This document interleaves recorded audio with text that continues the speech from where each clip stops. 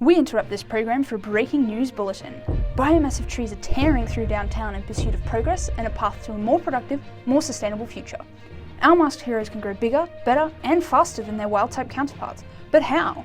What gives these powerful populars such proliferative prowess? How were they created, and how can they achieve their ambitious goals? Who are these caped crusaders, and where will they strike next? Bringing you all the details and more, welcome to the genetic basis of stuff and things.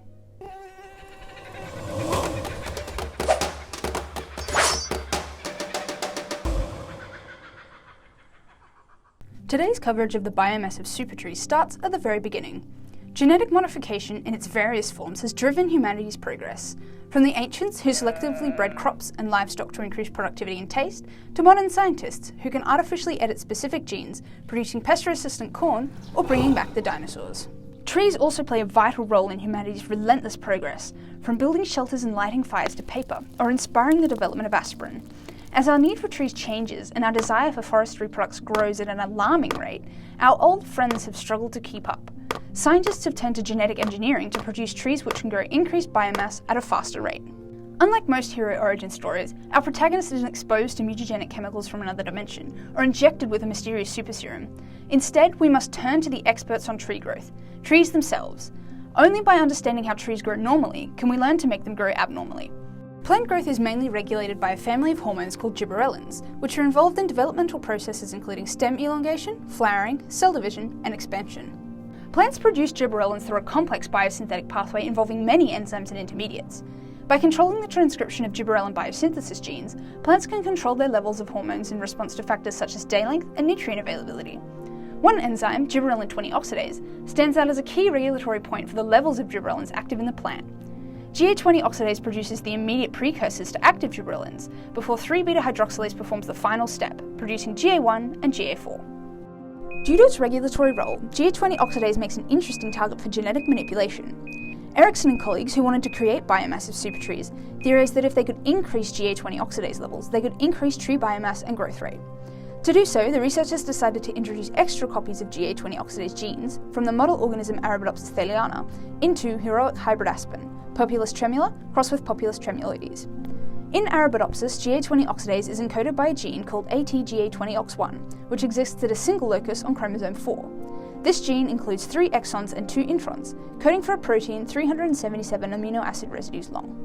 To transform their tenacious trees with ATGA20OX1, Erickson and colleagues tamed a villainous plant pathogen, Agrobacterium tumefaciens, as a vector.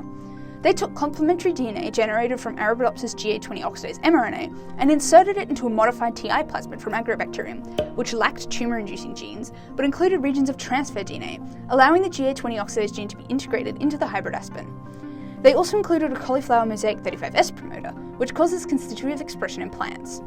Stem cuttings of the hybrid aspen were infected with transformed Agrobacterium tumefaciens, producing transgenic trees by insertional mutagenesis. The supertrees were grown alongside control trees to determine whether the introduction of extra GA20 oxidase genes could increase tree biomass.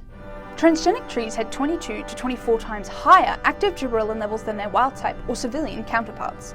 The transgenic trees grew faster than the wild-type, producing 64% greater dry weight on average.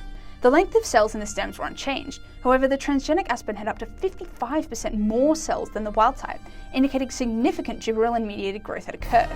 They also found a 71% increase in the number of xylem fibres, which are vital for support and water transport, and those fibres were 8% longer than controls.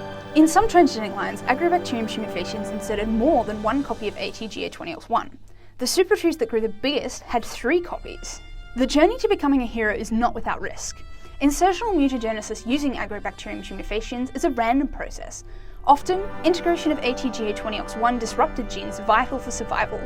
Only 32% of our supertrees survive transformation, compared to 100% of controls. Now we've witnessed the origin story of a mighty hero, it's time for our biomass-ive trees to square up with their first foe. One of the major challenges facing forestry today is keeping up with rising demand for paper. Are our mutant supertrees up to the task? When fibres from our transgenic champions were added to spruce pulp, the tensile strength of the resulting paper increased and the folding endurance improved. Even more exciting, when they added transgenic fibres to recycled pulp, our humble heroes doubled the number of folding times and significantly increased the tensile strength. The quality of the recycled paper improved so much, it was comparable to brand new paper, a huge milestone. There is great promise for the future if we can use transgenic trees to create more sustainable paper and protect virgin forests from the horrors of deforestation. Our popular protagonist has taught us that heroes can rise in unlikely places and can solve real problems, even in the mundane. We've seen but a glimpse of the bright future of genetically modified trees, and the only thing left to do is turn our eyes to tomorrow. What other weird and wonderful transgenic organisms will we create? What global challenges will be vanquished at the hands of brilliant scientists performing revolutionary experiments? Who will develop the next genetically modified hero of the future, and where will they strike next?